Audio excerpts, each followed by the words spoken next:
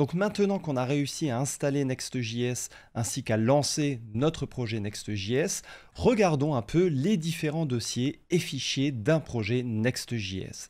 Alors on a déjà ici le package.json.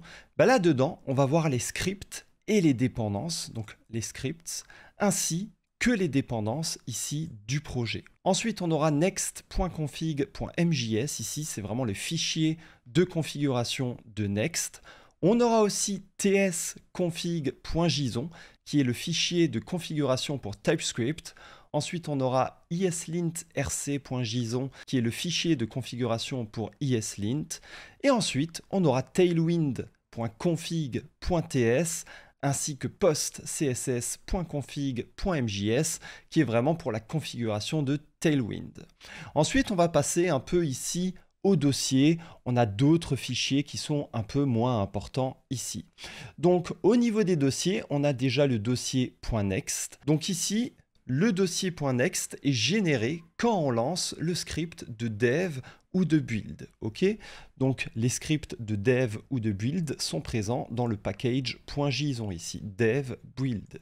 Et en fait, quand on va faire un next build, Next.js génère des fichiers de build optimisés pour la production dans ce dossier .next.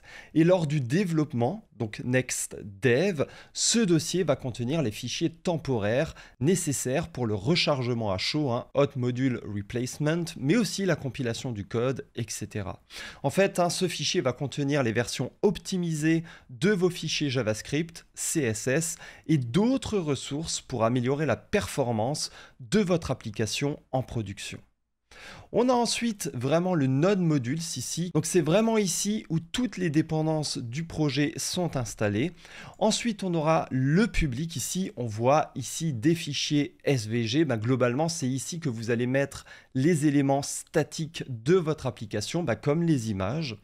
Et ensuite, on a le dossier SRC. Ici, c'est vraiment le dossier le plus important. C'est vraiment là-dedans, tout particulièrement, que nous allons coder à l'avenir. Donc là-dedans, nous allons avoir le dossier app, qui est le nouveau app router de Next.js.